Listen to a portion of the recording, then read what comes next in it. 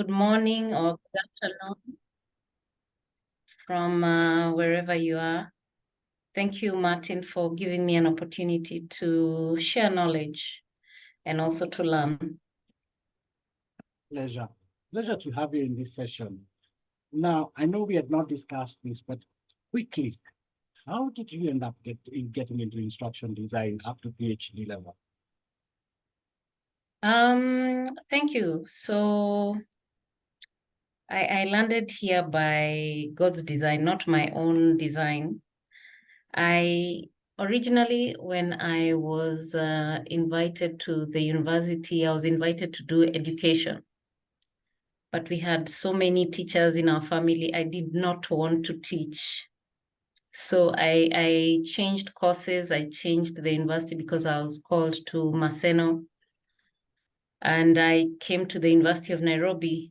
So I did a course, I actually did social work. And but before joining university, I had worked for IT companies. At that time, they were coming into the company into Kenya. So I got into IT, and then I worked for universities here and there, and I combined IT for education. That's how I got into education technology. So I found it interesting, and I found it to be a solution for very many learners. And I developed a passion for e-learning. And therefore, I consider myself, one of the things I consider myself is an e-learning enthusiast. Thank you, Martin. Yeah, thank you very much, Washuka. So for everyone joining us, welcome very much to this session. And we're talking today, we're talking about a very interesting topic on how can we use learning and development to achieve strategy execution. And for those joining us, our key panelist is Washuka Gitahi, who has an ongoing PhD in education and instruction technology. He's a certified instructional system designer. And I have the pleasure to have her in my class in December. And is also the group learning and development manager at CIC. And I am pleased also to see another one of my students in the certified instructional systems designer course joining us today, Monica. Thank you very much for joining us. So to dive right into the heart of the matter. Before we do that, let me just one more introduction. My name is Martin Wanjohi, and I'm your host. I have the pleasure of running this passion of mine at High Performance Africa. I am a certified balanced scorecard practitioner and certified master instructional design, and e-learning, and a number of other things. And this, what I do for passion and for love. Just a little bit about what we believe. Our session is achieving strategy execution using learning and development. And our session format is discussion Q&A, what we call deep learning. And what we do, what we focus on as high performance, and what we believe what learning should be able to do. We believe that if you're not improving the skills and the competencies of the learner through the learning, you're wasting time. Now, to our key session for today. Now, Washuka, maybe we could talk about what is the link between L&D and strategy execution? Okay, that's a good question, a key question. L&D, we must remember, sits in HR, and I'm glad when you put up the poster, you started and put in bold HR practitioner. So before you get into learning, you must understand human capability, understand adult learning, understand how people perform, what gets them to perform. So L&D is, to me, if I would define what L&D is, or learning and development, is a change agent. It acts as a change agent to enable strategy to be executed by the most important resource in an organization, and that's human capacity. So learning and development is a key element of the organization. From when you're young, all the way until probably when you die, you're always learning new things. So it is important to exploit those learnings and use them to improve on either your life personally or the capabilities in an organization in terms of productivity and performance. Well, thank you very much. And now, if I'm controversial, and to anybody in the audience, please allow me that we're just investigating things for learning purposes. Now, Washuka, we've been doing training since time immemorial. Where have we gone wrong as organization and as HR in the area of learning and development? Is determining the place of learning in real workforce management. The bottom line has been, I want results. From the board, they want results. And when they hire people, they hire technical capabilities. Most of the time, we have failed to look at competencies, which in turn move towards capabilities and then move towards understanding the mission and the vision of the organization and interpreting that so that people can perform.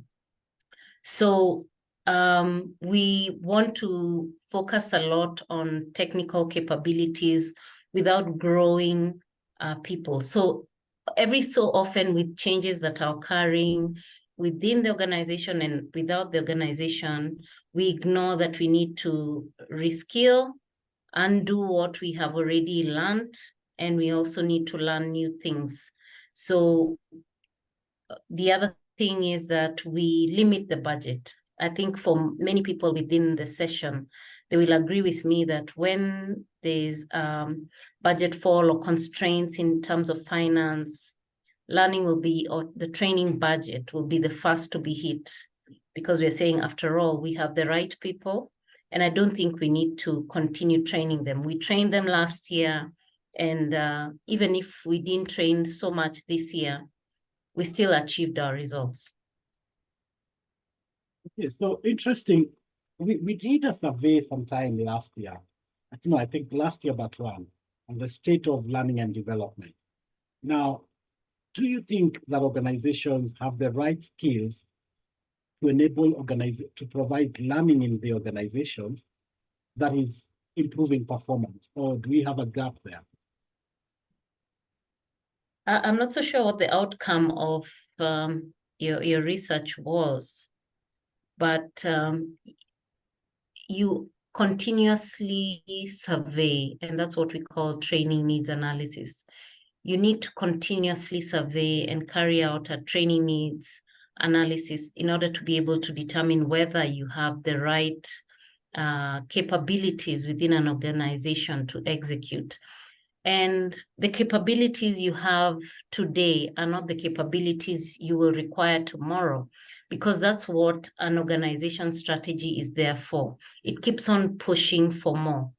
So whereas last year we wanted 10 billion, for example, in profit, the next year we want 15 billion. But what does it take to get that 15 billion? You have to change your products, you have to change your services, you have to make sure that we're keeping abreast of the macro environment, the micro environment, and getting people on board on the same page. For L&D, I think the biggest challenge is business acumen and getting themselves in a strategic position to have their say in terms of equipping human capacity. So we lack the interest in knowing where is the business going? What does our financial position look like in the organization? What are we changing? What is the business changing what are the things that are affecting us. So that on one side, there's a challenge for L&D to be considered strategic. On the other side is a continuous move of the organization and making sure that it keeps the human capacity on track with its strategy. Okay. So thank you. So as you're saying this, I keep on remembering a KPI, common KPI, and I want to throw this into to the audience. If you're in HR, and do you have a KPI of number of trainings available in the organization or number of training hours? You can use Y for yes and for no. Or if you want to be bold enough, you can share if you have any KPI around learning and development. And as people post that on chat, and I'll share these results in the WhatsApp group for the January webinars.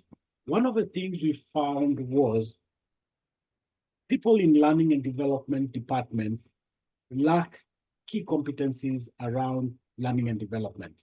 So, like if you say many people are saying, yes, we have e-learning, we have e-learning, but are those e-learning information sessions? And because you can have information, but does the information enable you to perform whatever processes you have better? And we're seeing some changes around this, and I hope soon, because if you look at the jobs around learning and development, the training managers, it is now that you'll find some of them asking for instruction design as a prerequisite for the L&D. And now the only other thing that is missing for people in L&D is the understanding of strategy. And now, Ashuka, I want to come to you and ask you, is understanding strategy key for L&D practitioner? Okay, thank you. I'm looking forward to the answers on the question you have raised on whether there's a KPI on learning. It would be interesting to know, because then that answers directly whether learning has a strategic position in an organization. If we're using the balanced scorecard method, then learning would appear there. If you're using the KPI method, then we're focusing on key initiatives as per your job title, or your job role. Maybe you can reframe your question again, Martin, because I was stuck on seeing the answers. Okay, no problem. Guys, share with us. I've posted the question on chat, and the question is, what KPI do you have for L&D this year? And my assumption is we are all in HR, and maybe some in learning and development. So what my question was, and this I found very funny, and I'll share this afterwards, maybe you respond. Do L&D practitioners need to have an understanding of strategy and strategy execution? Okay. Yep. As it is very important to understand the business strategy, to understand how the strategy is executed, because you're dealing with people who have who are in various functions, if I may put it that way. So you have functions which are core to the business, and then you have non-core functions, if I may call them that. In the industries where I've been, you have front-facing, and then you have back office. But I'd rather put it the other way around, that you have people who are in core business and then non-core business. So core business people are teams that execute the work hands-on. So for example, you may be a teller, you may be an underwriter, you may be a salesperson, merchandising. You are, if you're in the IT business, then you systems developer, software developer, or technical person who solves problems. So those are people in core business, depending on what the mission of the organization is. So if you're in the finance industry, anybody who is in accounting or dealing with figures, then would be in core business. And then the rest, there are those who are primarily would always be in non-core business, HR, procurement, IT, marketing, customer experience are non-core. So you need to understand how to put all these people together and collaborate to be able to drive the business agenda. So as L&D, you work towards looking for gaps. And for you to understand what the gaps are, then you need to understand what the strategy is. And if you remember what I talked about in the beginning is business acumen. Do L&D practitioners understand what business the organization is in? Where are we driving towards, and what are our important goals for 2024? What drivers or pillars are we resting on in order to drive our strategy or our goal? Because when you go for the meeting, then you need to understand and ask questions related to the business. So yes, I think it's important that you understand the strategy and understand how it's executed. So in a way, some people call it commercial acumen, others call it business acumen. Okay, thank you very much. Okay, thank you very much. And I'm seeing a number of answers to the question. One, this is Rose, identify training needs, but it's rarely executed. So they rarely execute that KPI of identifying the training needs. The other response was one of the KPI is 100% completion on compliant mandatory courses. Another is attainment of certain annual quarterly learning hours. Then before I come to the next thing, now I'd like to share, we had a session on the reporting and measurement of learning in the WhatsApp group. We will share that link. And I think this session avoided measurement of learning because that's another whole topic on its own.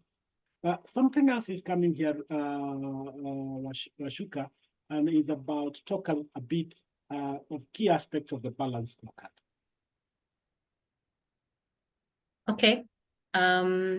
So for you to measure performance, you need a format or a framework that you would use to assess targets and the success measures and whether it was met or not, and give it a weighting. So in the balance scorecard, you look at it, you look at it from the top and then reverse it back. So the shareholders want results. They want to be given dividends on the capital that they invested in. So of course, finance then becomes a key area of the balance scorecard. But for you to achieve that financial result, then there are key initiatives, the internal business that you do. So say, for example, you are you're an underwriter, or you are a corporate banker, whatever you may be. There are those items that fall specifically in your job description. So that's your internal business. If I don't do this work based on my job description, then I don't get to perform. So on the finance element is driven by the shareholder. So on the finance, you'll be told it will be cascaded down and you'll take your share, which is why it is balanced. So you'll take your share and you'll say, out of the team's target, I will deliver 20% of the budget in the team. If you're a cost center, then you will work on reducing your cost. Then we will come into your internal business. What is it that you will do to drive this process? Then we will talk about the customer, because as you deliver your products and services, you're delivering them to a customer.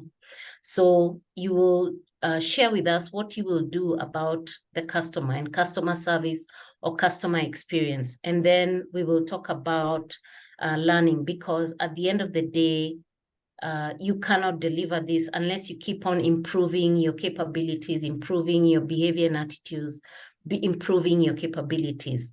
So the reason why it is balanced and is different from the KPI system is that we give weightings and we can give them a limit. and say for L&D, you cannot have anything less than 10.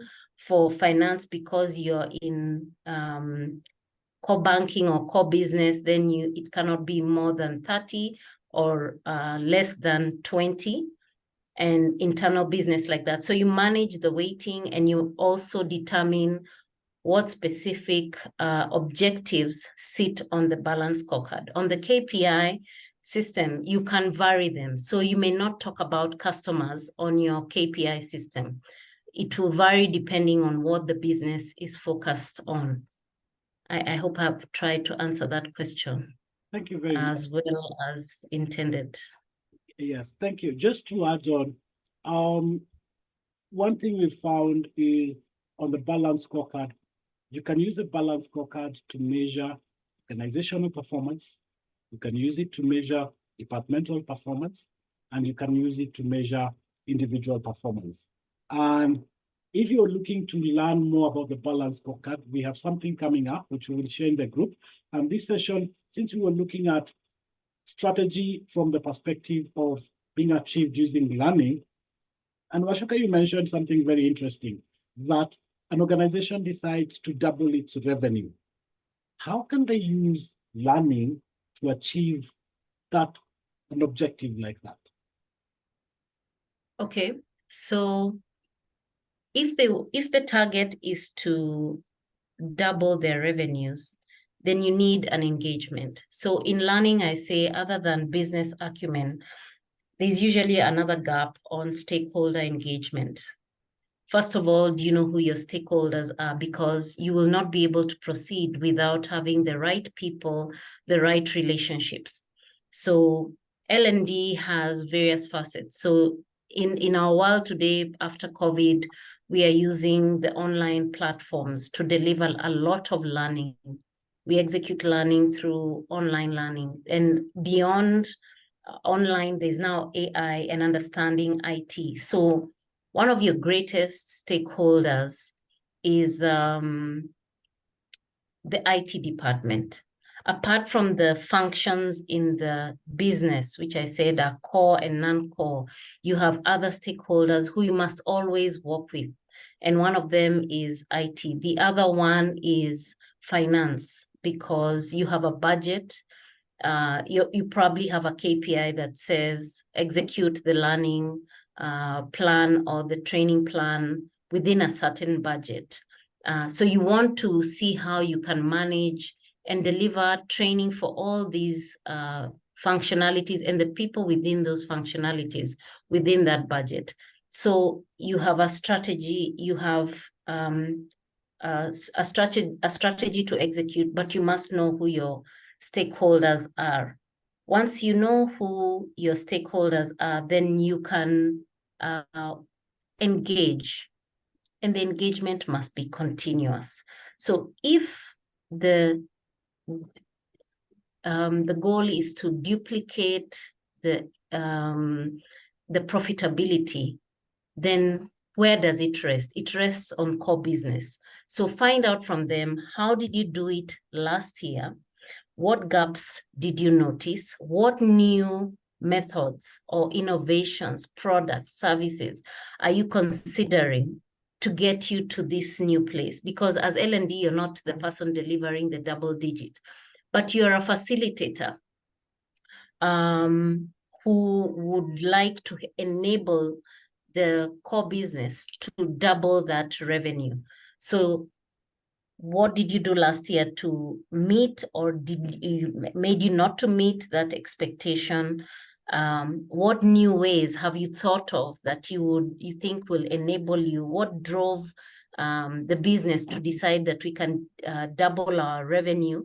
And therefore, what will we do? How can we enable staff to meet that goal? So if you have a new product, then that means product training. If you are going to improve on your customer service so that our customer experience, so that customers stop leaving and continue to invest and reinvest, then that's something you need to do about behavior change. So then you're going to be working on a training intervention that will target behavior change regarding customer experience, and many other interventions that will see to it that we double our revenue, which would be our goal. Thank you very much, Washuka. So again, to everyone in the session, there's a question on chat. Do you know any organization whose strategy is to double revenue? If you can just share on chat, you can type the answer on chat. There's one organization whose strategy is very interesting. And as people are typing, the skills that were able to deliver you 1 billion are not the same skills that you would need to be able to deliver 1.5 billion. So again, you need different skill sets, and L&D is a department to deliver those skill sets. Now, if you're interested in knowing the answer to the question that I've shared, Kenya Revenue Authority, I think strategy 2022-23, or what they have been currently working on, is actually to double revenue, and they have specific initiatives. And if you look at it very keenly, they have initiatives around learning and development and around increasing the workforce. So L&D is the one to deliver the skills that are required. Now, Washuka, let me come back and ask, what do you think L&D needs to do to be able to help organizations deliver on strategy? Thank you. I think one thing is L&D needs to give support from the top. If you don't have support from the top as a learning manager, as a training manager, as a capability manager, then you're not likely to succeed. So number one is get support from the top, because then you get support on budget, you get support on releasing policies that relate to people being trained. For example, you may still be using the traditional face-to-face, you may be using online or intending to go to online. That means a budget. You may be on remote working. There are policies around that you would need to get the organization to support. From my past experience, managers do not actually release staff to go for training. So especially in this world of modern technology and being online. So somebody is in a training, but they're getting SMSs, they're getting calls, they're on WhatsApp Business, they have their laptops in the training room, or even where, like now when we're having this session, you can see their faces on the screen, but they're not there with you. Okay. The other thing that organizations need to do is support automation and digital transformations, because there's a lot of data required. I heard you mention something about reporting and measurement.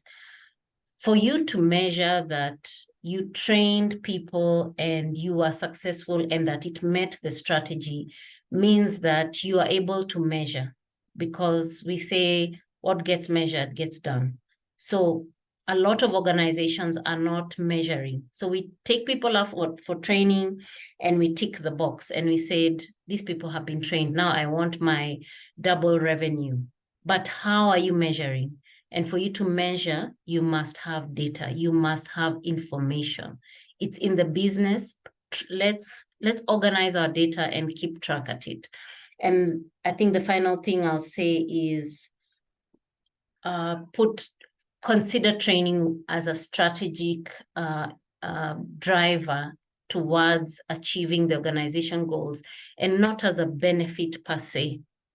It has been viewed as a motivation to manage talent. So many times it's the same people going for training because, oh, you did well, we're taking you for training in Malindi. Oh, you did well, you're the one going for this training in wherever place. So if you use that approach, then you fail to link training to strategy. I think in short, that's what I'll answer. Yeah, thank you, Washuka. Now, I'd like to open the floor for any questions from the audience on what we've been discussing. And again, thank you, Washuka, for making the time from your busy schedule. Rose, I see your question. Kindly give a few words on how one can assess training for effectiveness. I would want to send you to that recording for the reporting and measurement of learning, because that's a whole topic on its own. If you're not on the WhatsApp chat group, please send me. We send out emails with a link to the chat group, to the WhatsApp group, and I'm going to share my number. If you have not received that link, then you can join. You can join the group. Let me just type my email address, because we did a whole 30 minutes on reporting and measurement, and we might not be able to extensively respond to that question. So if you have not in the group, I'm typing my my email address, and maybe Washuka, parting words as we close the session.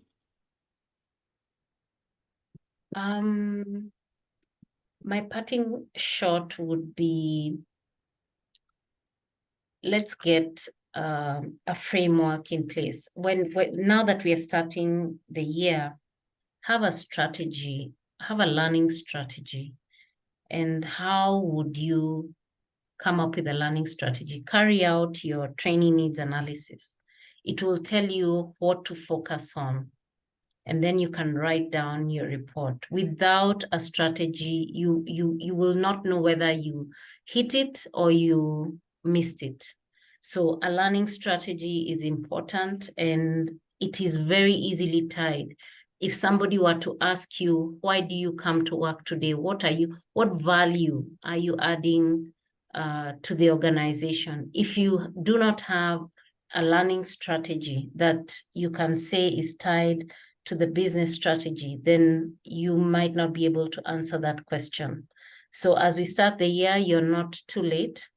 Do your training needs analysis. I know the challenge will be they will tell you, oh, I want to do data science, I want to do CISA, but how is that tied to where the organization is going? So have a learning strategy.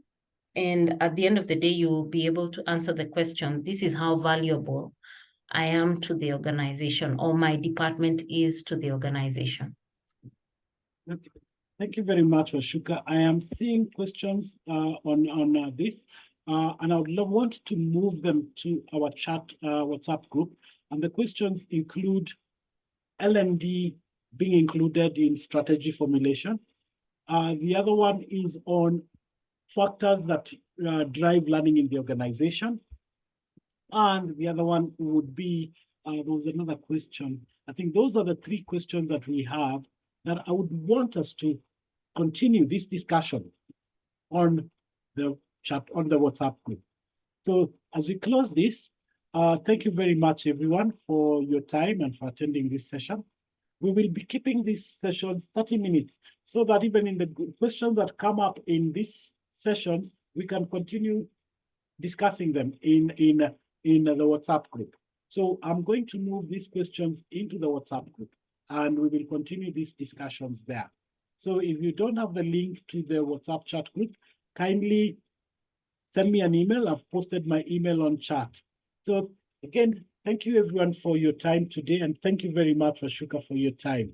And we'd like to welcome everyone to next week's session, which will be looking at leadership. And we will be sharing our guest for next week as we move on into the week. So thank you everyone, and have a great evening. Thank you too, Martin. Have a great evening, and thank you to all who asked and attended. Thank you.